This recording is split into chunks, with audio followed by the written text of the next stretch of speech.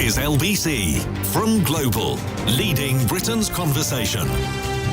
It's 6 p.m. Now, Tonight with Andrew Marr. Good evening.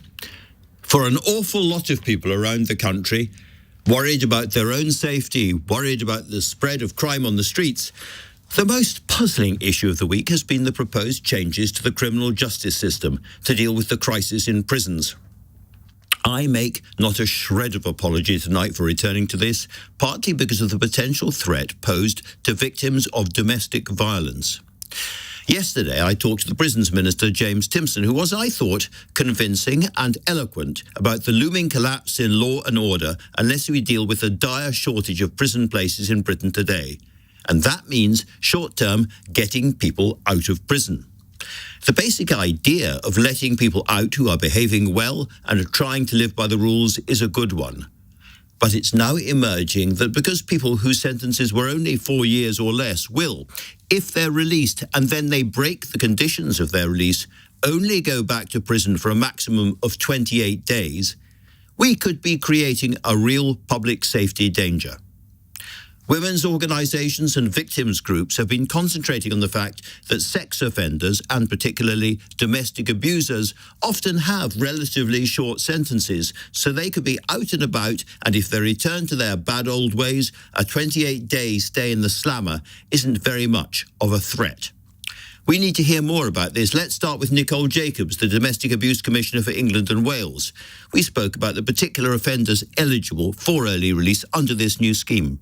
So what the government has announced is that of those who are released, they're typically released at about half of their sentence, sometimes a bit earlier, and released on conditions. So what the government has actually said is if the people who are released have breached their license conditions, the agreement they have in order to stay out of prison for the rest of their sentence, they will be recalled back. Usually now that would be for the rest of their prison sentence. And what the government is now saying is that that would be moved to a 28-day period for all of those. So for less than a month. So in theory, you could have somebody inside for a relatively serious sexual offence or a domestic assault case or whatever, shall we say up to 4 years, comes out after 2 years, goes back to the partner, does it again, or commits some sex crime, and is only going to then face a 28-day prison sentence.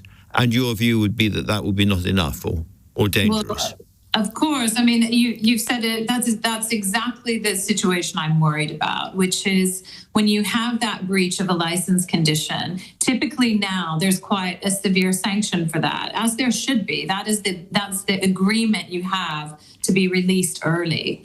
And so what the government is now saying is to kind of ease the prison overcrowding. That would be reduced to only 28 days. My question is, first of all, there's a very strong sense of injustice for the victim, but also there are some practical issues. So how will the victim know about that? What kind of safety planning and concern for the victim will be addressed in such a short period of time? There's so many issues, and to do this at such pace, I mean, the government is talking about implementing this into August. Is there the resource for probation? Of course, we know there's not. Do we have measures in place that communicate to the victim so that they understand at the very least what is happening? That's not in place. So these measures are being rushed in too quickly, and that is a huge concern. And that in cases with domestic abuse, we have to remember this is an offender who knows their victim, who knows where they live, where they work, where their family members live and work. They may share family members in common, children in common. There's so many connections. And that's why we have to think about victims of domestic abuse in particular when we rush these kinds of measures. So your worry is that one morning somebody who has been the victim of domestic abuse opens the door into the garden and there is their abuser out of the blue. That's right. I mean, they may have some awareness, if we're lucky, that the prisoner has been recalled into prison. They may not know for what period of time. They may make assumptions about when that is. A 28-day period gives no opportunity for probation to do the kind of rehabilitative work you would think is needed for someone who is chronically breaching these kinds of conditions. And certainly it leaves a lot of doubt as to whether the victim would have some knowledge of when that release would be, let alone the sense of injustice, full stop. So there's so many issues with this that we have to bake in from the very start in terms of the safeguarding of victims, and that's simply not being done. I absolutely appreciate the government is between a rock and a hard place, but victims cannot pay the price for that kind of oversight. We have to make sure that we address victim safety. And you say pay the price. Are you concerned that this change in the law could put some victims, some women, at threat of their lives? Actually, people could lose their lives as a result of this? I do. I mean, we live in a country, sadly, where we have domestic homicides happening every single week. And so it is, and these are a category of offenders who, number one, have been convicted. Number two, are breaching license conditions. That's why they would be recalled in the first place. So they're not abiding by license conditions. So, I mean, my call for the government is, could we look at more detail of what the breach is? I'd be less concerned if the breach was, perhaps being late or missing an appointment with a probation officer. If the breach is related to, breaching a restraining order, that person should not have the luxury of only being recalled for 28 days. Absolutely. That doesn't make sense for victims. Do you think there are some crimes around domestic abuse and sexual violence that are so severe there should not be any diminution of the sentence, that once you're sentenced, you spend those numbers of years in prison, come what may?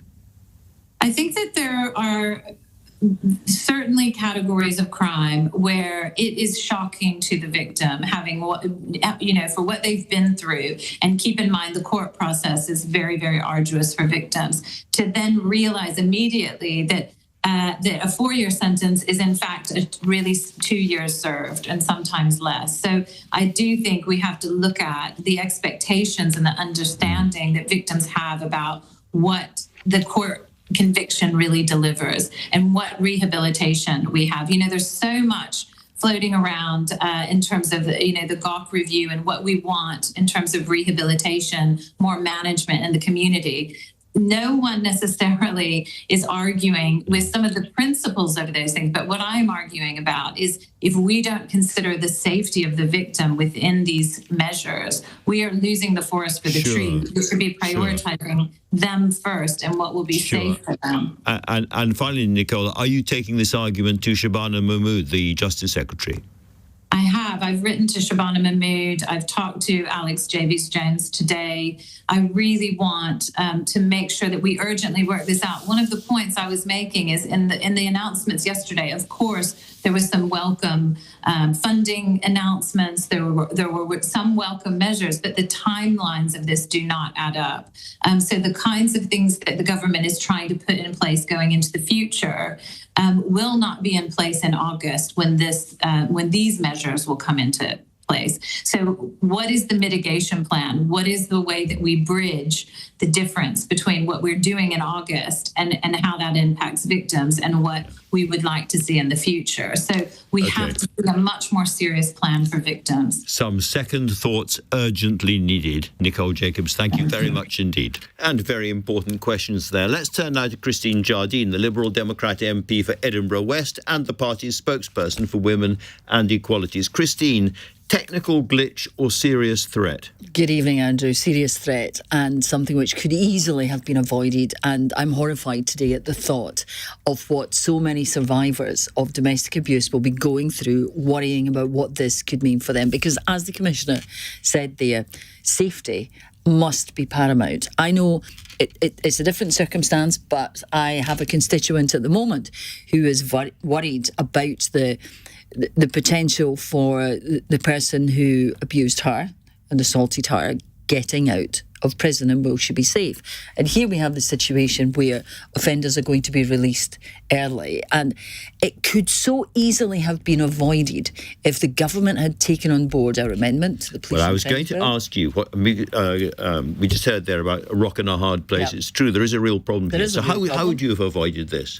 Well, there is no specific offence of domestic abuse, and the offences which are exempt from the release are all serious offences. But if domestic abuse were an offence in its own right, rather than domestic abusers are usually in prison for assault or something similar, but if there was an offence of domestic abuse which was a serious offence, then these offenders would not be allowed out and would not be a threat. And for me, the whole issue of the 28 days in a licence is a secondary one, because once someone breaches their licence, in a way it's too late. Once someone is there and the potential for them to be a threat or to break the terms of the licence, you have allowed that to happen because you didn't close the loophole, and the loophole should have been closed first. So if the government's defence in all of this is, well, if they commit another offence, if they commit another assault, that's another offence and they can go back to prison again, your argument would be, great, but far too late. Yeah, it's far too late, and that is absolutely no comfort for the many survivors, most of them women, who will be worrying if they are, as you know, you mentioned yourself, they're going to open the door one day and the person who assaulted them, often seriously, or who sexually assaulted them, or who made their life hell with emotional, physical, financial abuse for years, is standing in front of them. That's a failure of the system. It is, but it may just be a failure of the fact that we haven't got enough prisons, in the sense that for this and for other crimes, if you're going to free up prison spaces, by definition, you're going to have to let people out of prison, and almost by definition, some of those people will still be wrong-uns. There's absolutely no doubt that the fact that we have allowed our prisons to become so overcrowded is a failure. It's a failure of the system. You could also argue the fact that so many people are being sent to prison in the first place is a failure of the system not to help them to find ways of avoiding getting involved in crime, that what you should do is prevent it in the first place. There's absolutely no doubt that there are failures all along the line. But that doesn't change the fact that this is putting people's safety at risk. And that's not acceptable. It's a loophole which could have been closed. We had a proposal, we put it to the government, we had an amendment that was put, it was put to the Parliament and it wasn't accepted. And this is the situation we're in now. Josh Babarindi, my colleague Josh Babarindi, has a private member's bill which would address this and would make domestic abuse a separate offence. Very, very interesting. I've got Aggie Chambre, our political correspondent, in the studio with us as well. And Aggie, the kinds of things you've been hearing from Christine there are the kinds of things that certainly in private other Labour MPs are saying, aren't they? That's right. I think part of it is when it's domestic violence, perpetrators know where you live. So one Labour MP said that is part of their concern, and they said, quite frankly, domestic violence offenders are not interested in the law or staying within the confines of the law, so women are going to be at risk. Another MP said, I think a lot of survivors will be extremely anxious and afraid for their safety. So I think there is a lot of concern about this. The government keeps pointing to the fact that they had no choice but to act. Say if prisons run out of space, we face a crackdown of law and order. Breakdown, of law and order. Not so they say, no, definitely not a crackdown. They'll do whatever it takes, they say, to ensure they never run out of space in our prisons. But I think there is a lot of concern around this. A very interesting response there. I mean, this is not really a party political matter, is it, Christine? No. Do you talk to the Attorney General? Do you talk to the government about this and put forward ideas? Well, I think what we've found over the years is that it is an issue on which there is a lot of cross-party consensus. The domestic abuse bill itself was the result of the parties getting together and us all working together. And like Aggie has just said, there are a lot of Labour MPs who are unhappy with this. So yes, we will be taking it to the Attorney General and saying, we need to talk about this.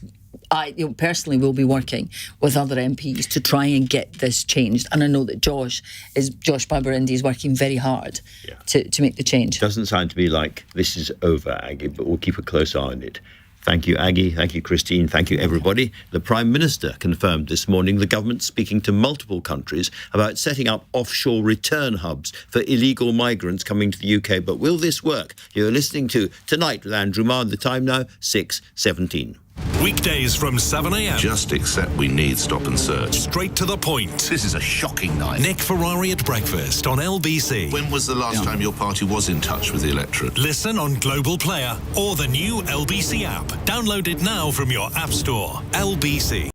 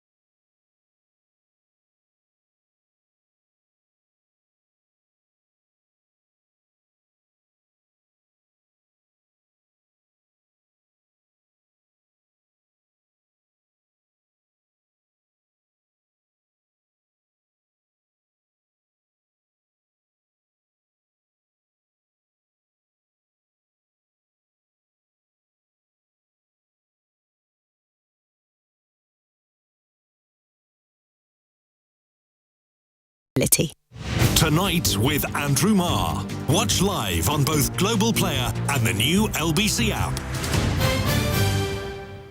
6:19. How are you feeling? I mean by that, really, do you have enough money at the moment? Are you coping with the bills? Are you scared about the rest of the year? And the reason I ask is that the Chancellor, Rachel Reeves, said on the back of a very modestly better economic performance than we'd expected that she thought Britain was turning a corner. If you're British, you can take part ownership, apparently, of the fastest growing economy in the G7. I will spare you the false outrage at a politician seizing on a rare piece of economic good news, but honestly, we don't care about Britain turning a corner as compared to us turning a corner, us feeling better. Right now, almost everyone I talk to complains about money being tight.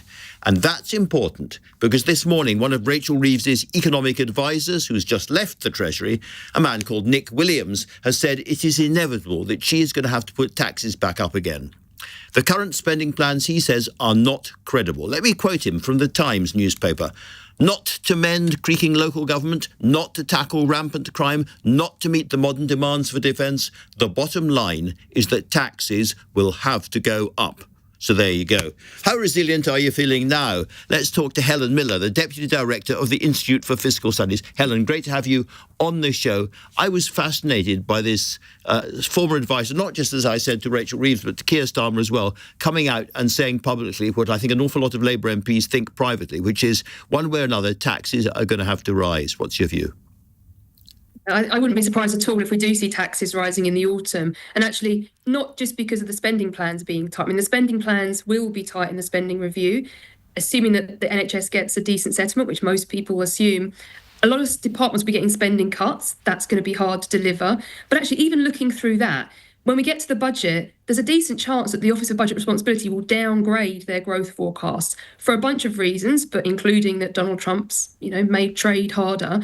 If that happens, it's going to be really hard for Rachel Reeves to meet her own targets. She basically wants to have tax revenues equaling how much she's spending. And if she set what she's spending and growth's coming in worse, what she's left with is needing to raise taxes. So I don't think you have to think that any radical to think that in the budget you're going to see taxes.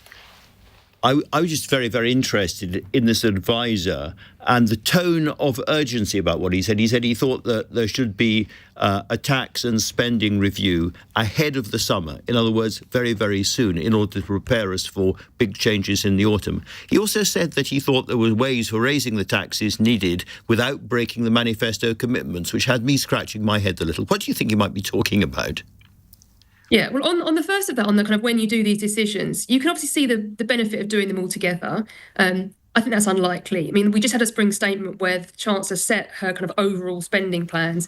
The idea that she would now come back and say, I'm going to raise taxes now, I think is unlikely. I think what we'll see is that they set out how they're going to spend the money they set out, and in a budget, they'll do something different. On the, can you raise more money and keep the manifesto pledges? Of course, it depends what you mean by the manifesto pledge. It depends how much you want to raise. But the short answer is, if you're trying to raise significant amounts of revenue without touching income tax, NICs, VAT, or corporation tax, no, that's going to be really, really, really hard. I mean, I'm not surprised you're scratching your head. It's really hard to find where you're going to scrape behind the sofa to get more than a few billion, honestly. So the problem is not that raising tax is hard. Raising tax is very easy. The problem is that raising tax is hard if you want to raise tens of billions and if you want to do it without touching the big revenue raises. Any of the big ones, yeah. And listen, I know you guys cover, have lots and lots of numbers in front of you all the time. Is it possible to give people listening a sense of how tight money is across the country? In other words, how tight the average consumer is feeling at the moment? As I say, everyone I talk to says the bills are going up the whole time. Inflation feels like it's still going quite strongly. What's the mood that you're picking up looking at the numbers? I mean, I haven't got a single number for you, and I think it's going to depend a lot on who you are. So it's going to depend on whether you're a pensioner or you're on universal credit, or if you're a minimum wage worker. I think things will feel a bit different to different people, but it is going to feel tight because we have this period where wages aren't going up very fast. I think it's also worth saying that it's not just about how people feel in terms of what's in their pocket today. I think it is about that expectation. I think people would feel differently if they thought, okay, I feel tight today, but I see the end. I see that growth is rising. I see that something better might happen, that public services might improve. I think what we're seeing is that people feel it's tight now and they don't really see how it's going to start feeling better. And I think in terms of people planning, do they want to move house? Can they buy a new car? Can they invest in something? I think that's as important actually as the today, how much money's in your pocket. And very, very quickly, Helen, do you think that this is a genuine, likely thing to happen, that we're going to see taxes going up maybe in October? The short answer is, I wouldn't be at all surprised. It's really hard to see how it doesn't happen. All right. Helen, thank you. Helen Miller of the IFS, thank you very, very much indeed for talking to me. Now, mostly when a Prime Minister goes abroad, it's all fixed in advance. The deal, the smiles for the camera, it's all pre-cooked. But something went awry today when Keir Starmer visited Albania as part of his drive for overseas hubs to receive failed asylum seekers from Britain. Now, Italy has such an arrangement with Albania, but it seems today Britain will not. Edi Rama, Albania's impressively tall and impressively bearded socialist artist leader, said the deal with Italy was a one-off and added, "We have been asked by several countries if we are open to it, and we have said no, because we are loyal to the marriage with Italy." Ouch. Meanwhile, at home, the use of hotels across the country to house tens of thousands of asylum seekers continues to cause huge controversy, including earlier today in Parliament, where MPs have been questioning some of the companies making big profits by running those hotels. Let's talk now to Chris Murray, the MP for Edinburgh East and Musselburgh. Chris, you said you were beyond furious with the answers you were getting. Just explain to people why. Well, so we were sitting in Parliament listening to these three providers try to explain how the asylum system has ended up in the place it is. And there is nobody in the country who thinks the asylum system is working well. It is disastrous for local communities who are finding hotels popping up in their areas that are putting pressure on local authority public services. It's terrible for the taxpayer because it's cost £7 billion. That's an enormous amount of money. And it's been terrible, actually, for the asylum seekers themselves. This is a terrible way. I mean, it sounds nice living in a hotel. For 18 months, people are having real troubles in these accommodations. And yet we were listening to these providers, and they were telling us they've made hundreds of millions of pounds of profit out of this system that's caused untold damage, and they've barely been penalised at all. And their view was everything's going fine. They're just raking in the money, and I'm very interested in what you said about it's rotten for asylum seekers as well, because we don't often hear about that, but it's the boredom, the idleness, the inability to travel anywhere else. Well, I mean, it's multiple things. I mean, what we asked them yesterday was on your the criteria that you're assessed on. Everyone can see this system isn't working. And we asked them, how many times are you penalised for the mistakes that you've been making doing this? You know, whether that's been local authorities really struggling with people arriving, whether that's, you know, we had riots around asylum seekers and stuff like that. 3% of the time. Now, in a contract of £7 billion, where they're making almost £400 million a year in profits, one of their owners has entered the Sunday Times rich list this year. That amounts to, they've been fined £4 million. A drop in the ocean for the damage this has done. Now, I think the Home Office, set up by the previous government, this is something the new government inherited, but the Home Office have got to get a grip on this. There's an opportunity to review these contracts. We shouldn't be having it done this way. Absolutely. And I mean, they were saying also that quite a few hotels are closing, or the asylum seekers are leaving quite a few hotels. There is a change going on. Yes, so the reason we've ended up in this situation is because the previous government just completely stopped taking decisions on asylum seekers. So they were stuck in these hotels. They were not able to leave, either to return to their country if they shouldn't be here, or to get granted refugee status. And that's made the numbers balloon. That's now getting fixed. And so as a result, what you will see is the numbers of hotels going down. And I'm quite optimistic we'll see quite a lot of hotels closing over the months ahead. But the thing to remember about this as well is, this is actually money that's classified as overseas development assistance. This is money people in Britain had said, we want to send this to the poorest people in the world. And actually, it's going on profits for these companies. You're going to the Sunday Times rich list. Running these hotels. It's just completely wrong. I'm really interested, Chris, you're a Labour MP, what you think about the government's new policy of trying to find overseas places for people who have failed in their asylum application. So this is not the same as Rwanda, and it may well have the United Nations imprimatur or stamp of approval. But do you think it's acceptable to send people who came here as asylum seekers, whose asylum claims have failed, and then send them to live in Macedonia or somewhere else in the Balkans? So basically, the way the system works is, if someone claims asylum here, we have to make a decision whether they're a refugee or not. If we decide they're not, then we should try to return them to the country they're from. Now, they don't have a right to stay in Britain. If we're not able to return them to the country they're from, because it's too dangerous, or we don't have relations with that country, it doesn't, just because they're not able to stay here, doesn't mean they're not able to stay in any other country in the world. So we should try and facilitate them moving to a country where they do have a right to be. Now, a good way of doing that is exploring these returns hubs, and it is completely different to what the Rwanda scheme was. The Rwanda scheme was completely harebrained, but was never going to work and ended up costing millions of pounds. This would be something different. It would only work if it was part of a wider constellation of different measures you do.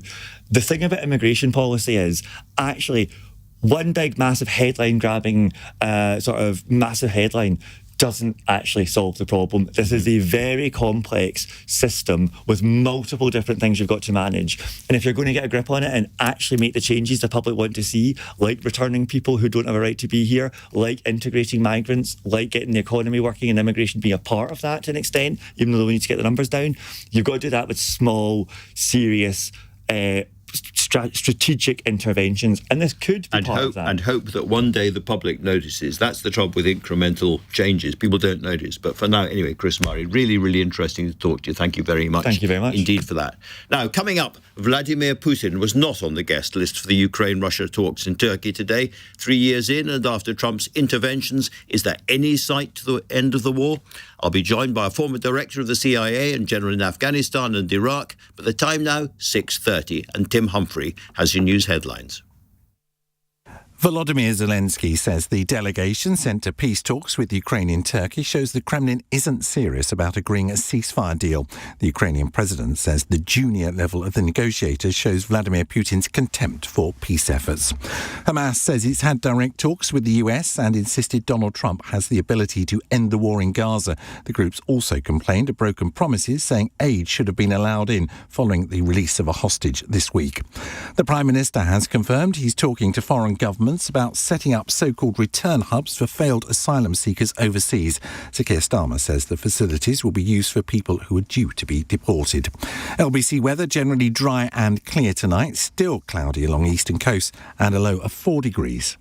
LBC This Morning on Nick Ferrari at Breakfast. So this is your opportunity to engage directly with the Labour MP who has worked tirelessly in this area, who is obviously a supporter of the idea of assisted dying legislation. I speak of Labour MP Kim Leadbeater. Leshmi is in Cardiff. Leshmi, go ahead. You're through to Kim Leadbeater. As a GP, and inevitably this work is going to fall on us as well. So my question to you is, would you be happy to stand by a patient's bedside, administer a lethal injection? I'm not asking you to do it. I'm asking any GPs that are comfortable doing it to be involved in the process. There's absolutely no obligation for you to do it whatsoever. Her question, Kim, would you do it? I would be prepared to be involved in a compassionate end to someone's life if that was of their choosing. Nick Ferrari at Breakfast. Back tomorrow morning from 7. Listen on your radio, on Global Player, and the new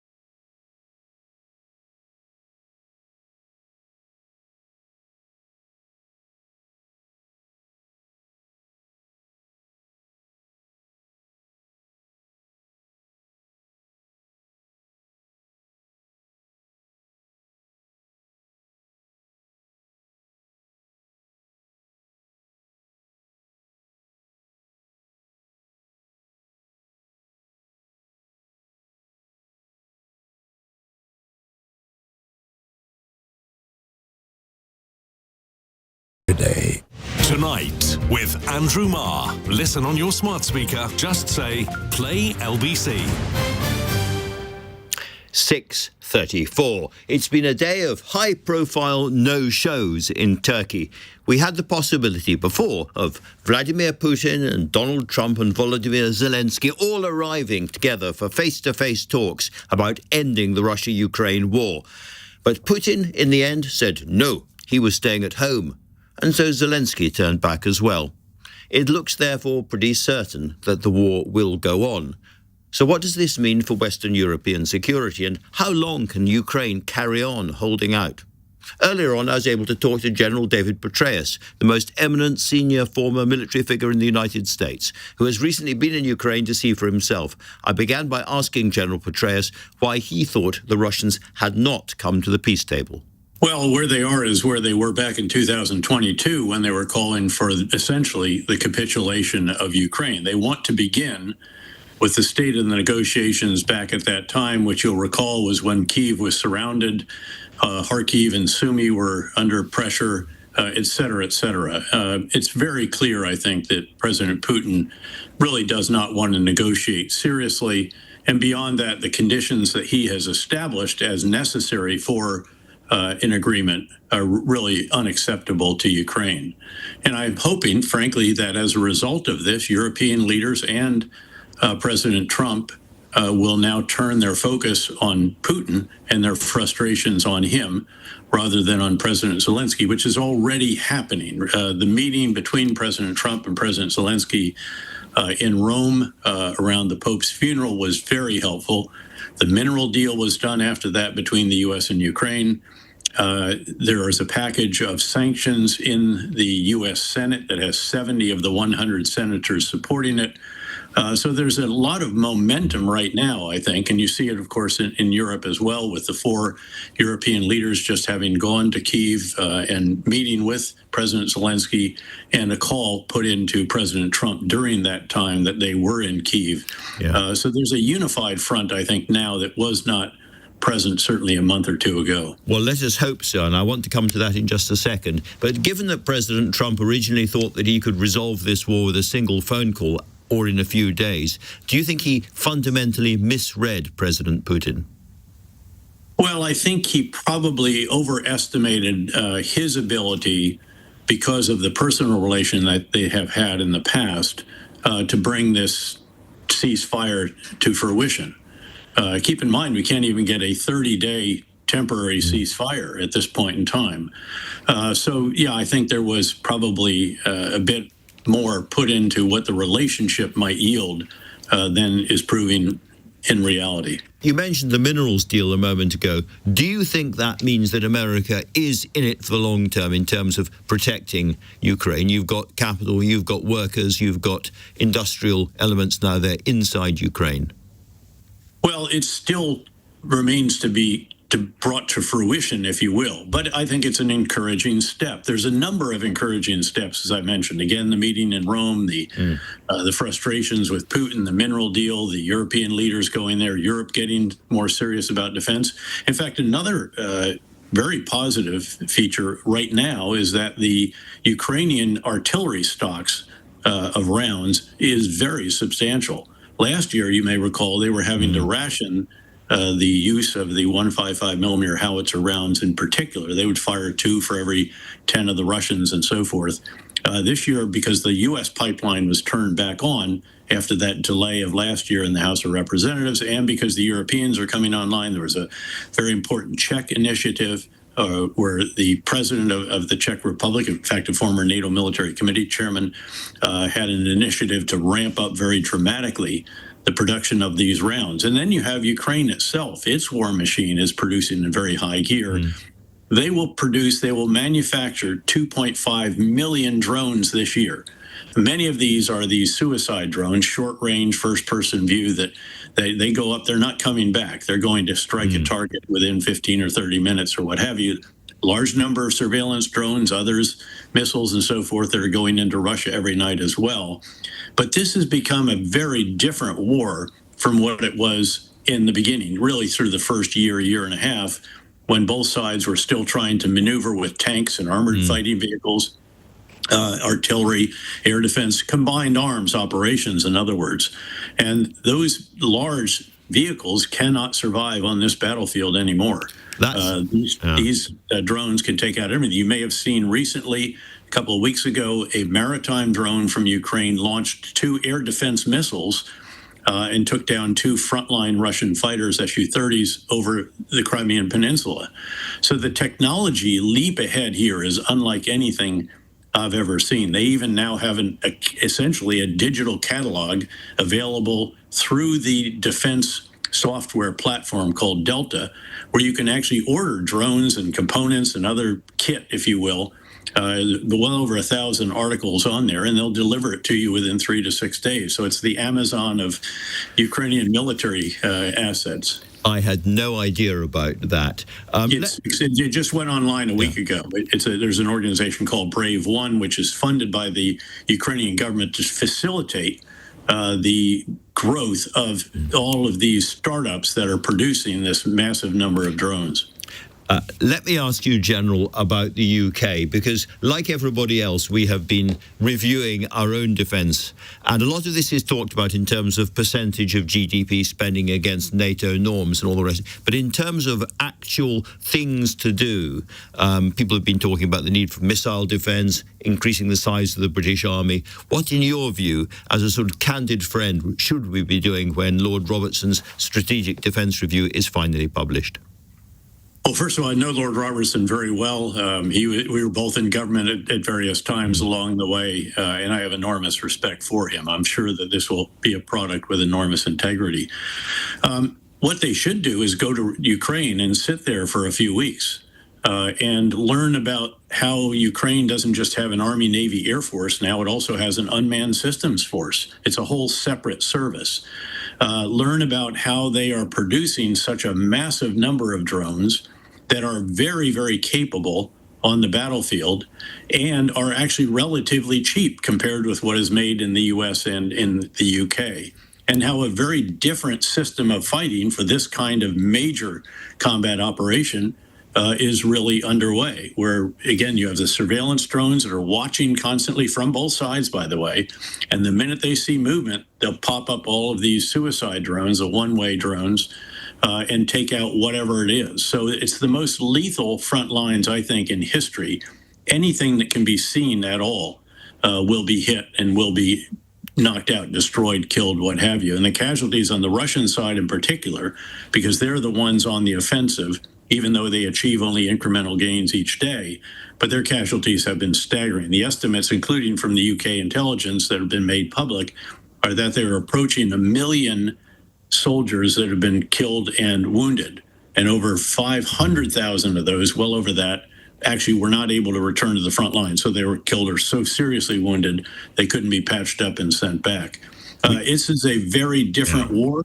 All wars are unique. The next one won't necessarily be like this, but if it's on the European continent, you can expect to see many, many similar features. And I think it really would be very wise to spend weeks there, not just the overnight train and a day and come back out, but just stay there for a number of weeks, go visit their drone training school, learn about the intelligence software platform that they have, which is, I believe, the most advanced in the world at very, very low price, low cost.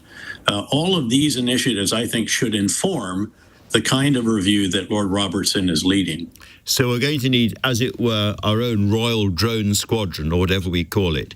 Over the next 10 years or so, it's quite likely that Europe is going to be confronting Russia unsure in the end just quite whether America is going to be there or not. We can't be absolutely clear about that. In those circumstances, what other big defence expenditures do you think that Europe in general and Britain in particular needs to invest in? Well, first of all, let me just point out that there are U.S. forces deployed in the next likely targets of Russia, the Baltic states. So we have elements in each one of those countries, and I'm quite confident that we will maintain that posture. We may thin out a little bit what we have in Eastern Europe at this point if the Russia threat is diminished a bit by its continued engagement in Ukraine and what happens after the guns fall silent. But I just think that the reality is if you have forces on the soil of NATO countries that could be the next targets, you're going to be involved. And I think, in fact, it's a very wise deployment because it does put Russia on notice that all NATO countries are going to be engaged, including those in North America.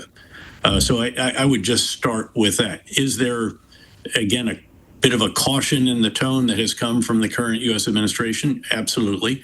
But it's been that cautionary note that has actually finally gotten Europe serious about defense. Yes. And to see what Germany is going to do, which could increase defense spending by some 700 billion to €1 trillion just in that country alone, that was not programmed, that is staggering. And to see the developments in other countries, also supported by the EU with various loan mechanisms and so forth, is dramatic. I was in Rome yesterday.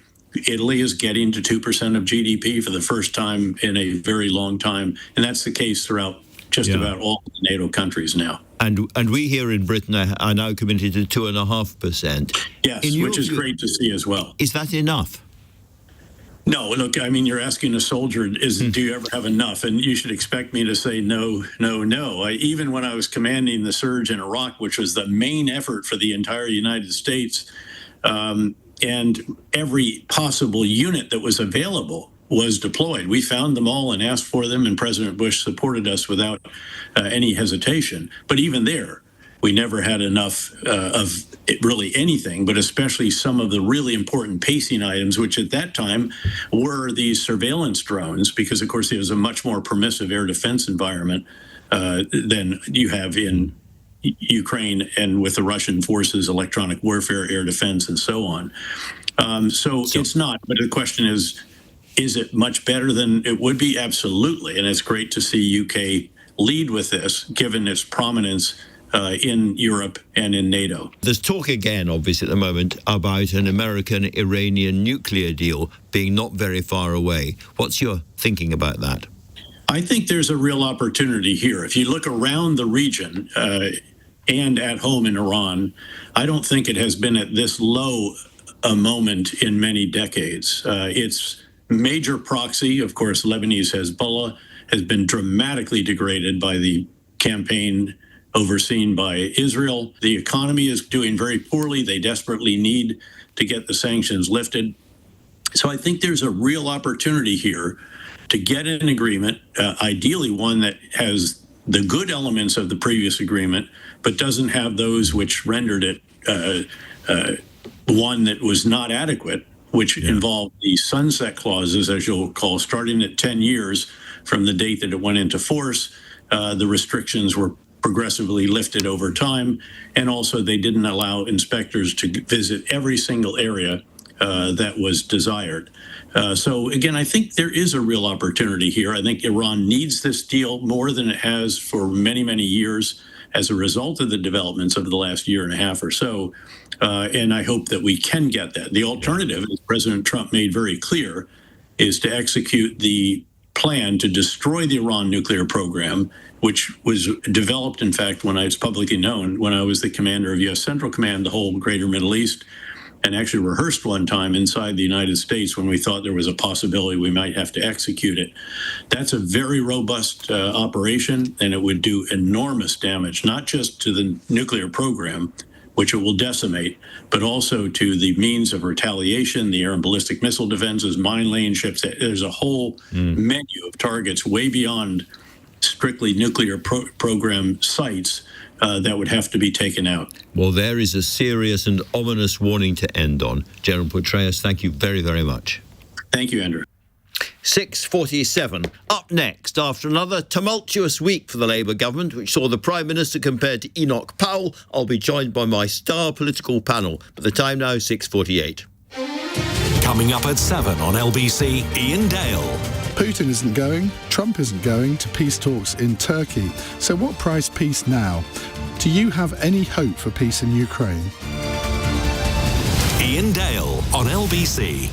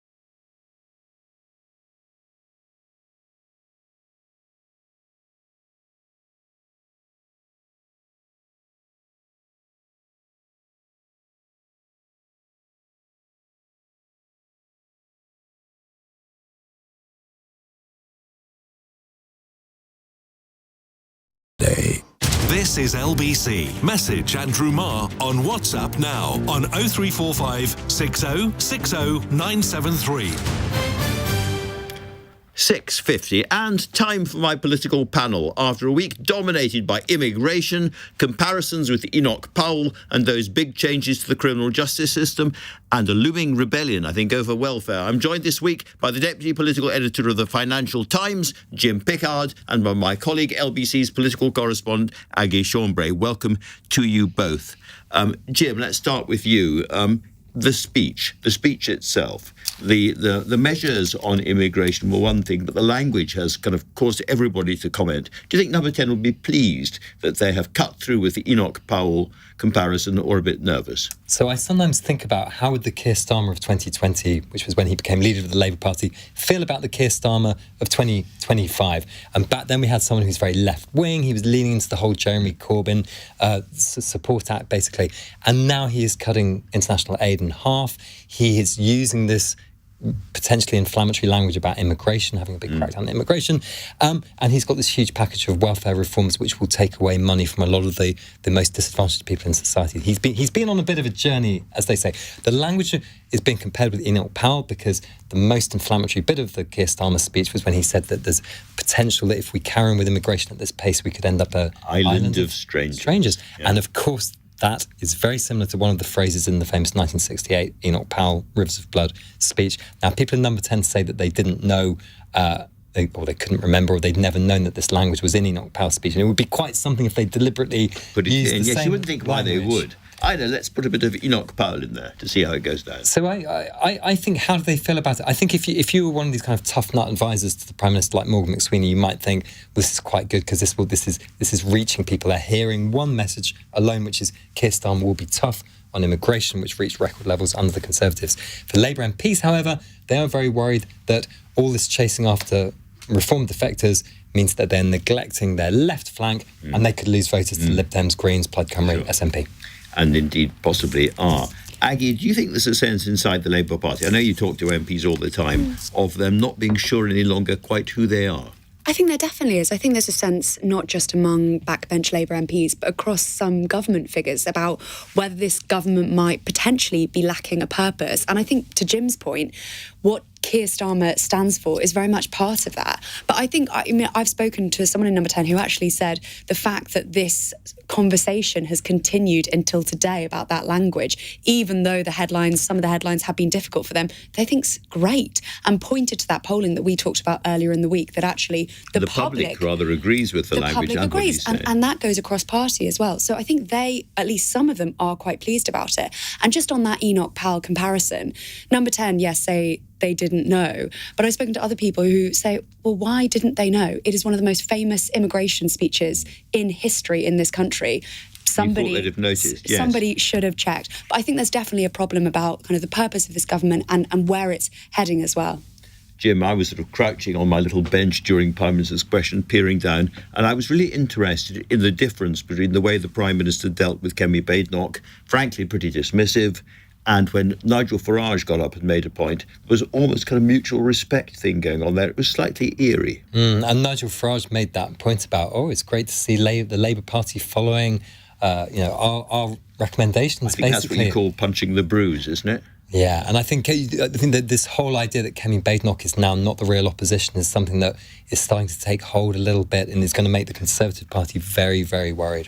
So let's talk about the next problem ahead, because there's always a problem ahead, which is, I think, the big welfare package, the package of welfare cuts. More cuts probably to disability benefits and so forth, and the sense that this is what we had in the chair you are now occupying, Aggie. We had Richard Bergen saying it would be the mother of all rebellions coming. Indeed, and I think it is factually true. It will be the biggest rebellion this Labour government has faced so far. The numbers that are flying around, there are lots of different numbers. As I said to you the other day, I've been told 100 rebels, 50 rebels is another number that is flying around. It is going to be, there have even been suggestions that the numbers could exceed the amount of majority that this government has. And there are these two different letters. There's a public letter which has been signed by 42 MPs and there's a separate letter signed by more than 100 MPs. And those are MPs that are seriously concerned about it. We're still expecting a vote maybe week 1, maybe week 2 of June. But I think there is a lot of concern, and I do wonder whether there might be something offered, something the Chief Whip might potentially offer to those rebels to make sure it's not as big a rebellion as it could be. I've been told they're listening and engaging. Jim, tell me about that second letter, because that's the big one. Yeah, so the first letter that came out was public, and it had about 40 Labour MPs criticising this openly. The letter that has, inverted commas, emerged this week, but none of us have actually seen it, and the Times were the first people to report its existence, but they don't say who was behind it, they don't say who signed it.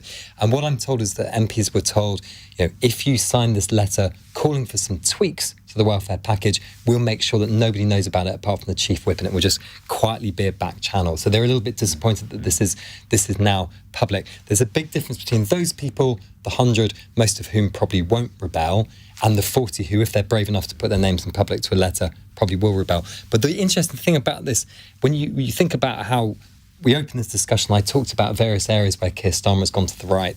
Aid. Now, there hasn't been a big public backlash about basically cutting the aid budget in half.